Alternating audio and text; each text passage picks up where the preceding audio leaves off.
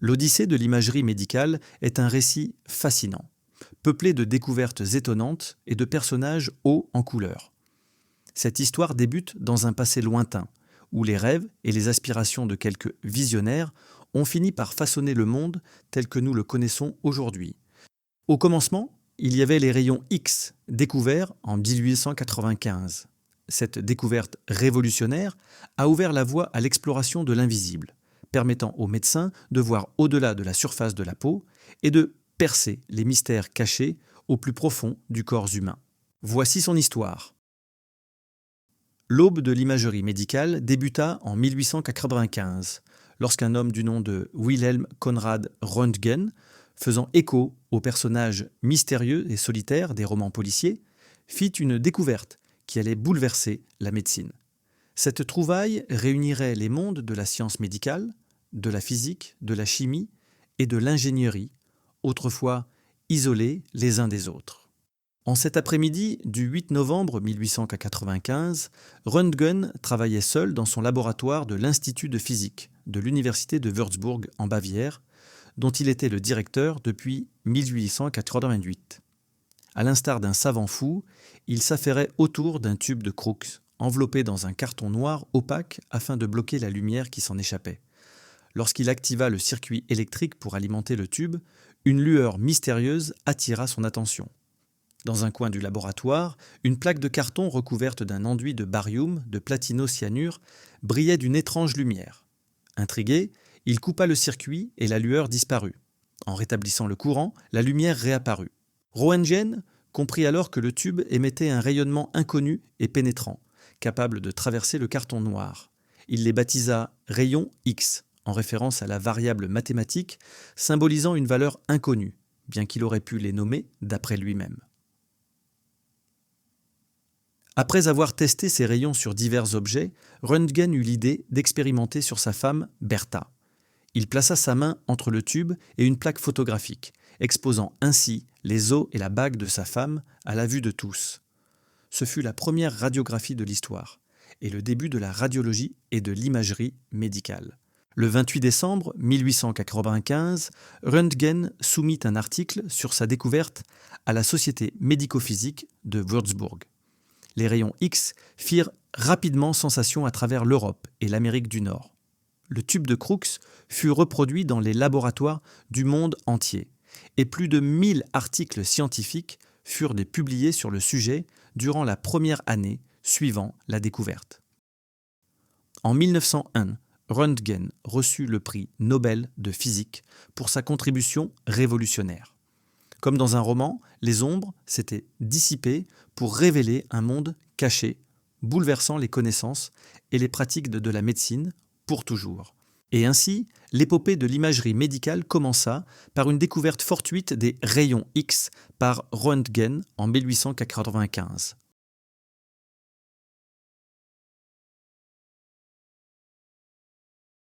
Presque simultanément, Becquerel et les Curie découvraient la radioactivité et le radium, jetant ainsi les bases du développement futur de la médecine nucléaire. En seulement quelques années, la plupart des techniques fondamentales de la radiographie ont été établies. L'utilisation d'écrans fluorescents par Püpping en 1896, les agents de contraste rapportés par Lindenthal la même année, et même les principes de l'angiographie.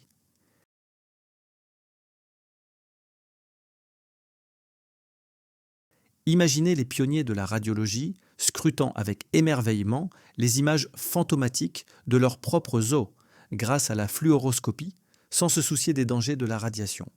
Hélas, la protection contre les radiations n'est venue que trop tard pour ces courageux explorateurs de l'invisible. Le prochain bond technologique a été l'arrivée de l'intensificateur d'images dans les années 1950. Mais les fondements de la radiographie conventionnelle sont restés inchangés jusqu'à l'avènement des révolutions informatiques et numériques. Les années qui suivirent, l'imagerie médicale évolua et se diversifia comme si elle était un personnage dans une histoire où chaque chapitre révèle des couches supplémentaires de complexité et de profondeur.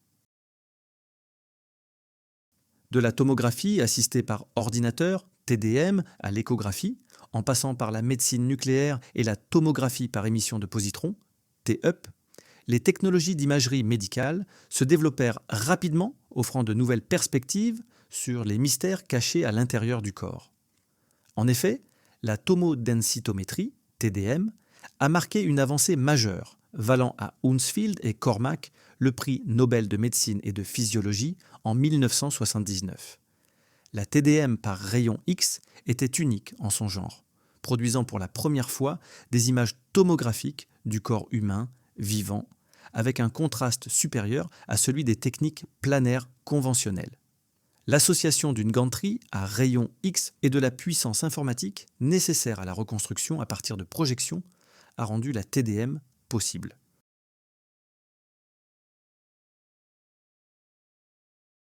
Pendant ce temps, une évolution similaire se produisait en médecine nucléaire, depuis le développement de la gamma caméra par Angers en 1958 jusqu'à l'imagerie tomographique sous la forme de la tomographie par émission monophotonique, TEMP, et de la tomographie par émission de positons, TEP, toujours en cours aujourd'hui. L'utilisation clinique de la TEP ne cesse de croître, notamment dans la détection des métastases en oncologie. Sa capacité à visualiser des concentrations infimes de métabolites, en fait un outil de recherche puissant dans l'étiologie des maladies et les effets des médicaments.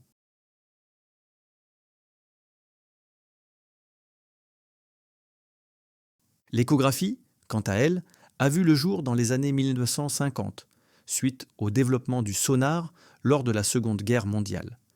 Elle était unique en ce qu'elle n'impliquait aucune radiation ionisante et offrait la possibilité d'une imagerie sûre et non invasive.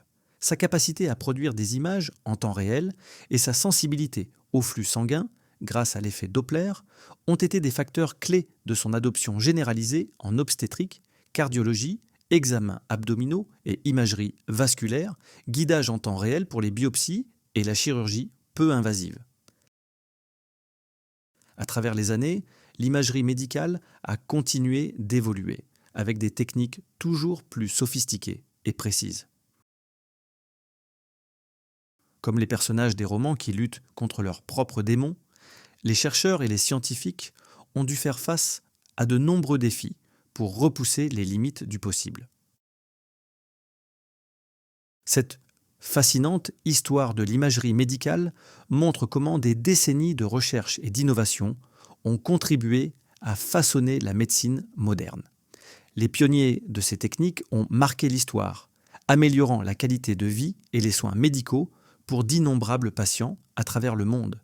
Il semble que nous avons couvert l'essentiel de l'histoire de l'imagerie médicale et des développements clés dans le domaine.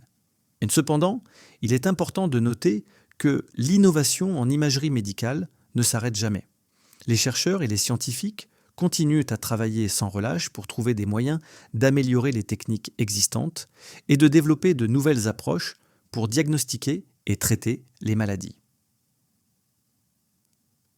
L'avenir de l'imagerie médicale est plein de promesses, avec de nouvelles avancées qui pourraient révolutionner la manière dont nous comprenons et traitons les maladies.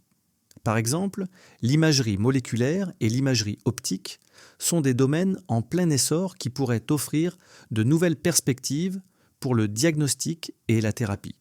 De plus, l'intégration de l'intelligence artificielle et de l'apprentissage automatique dans l'imagerie médicale pourrait faciliter l'interprétation des images et la prise de décision clinique.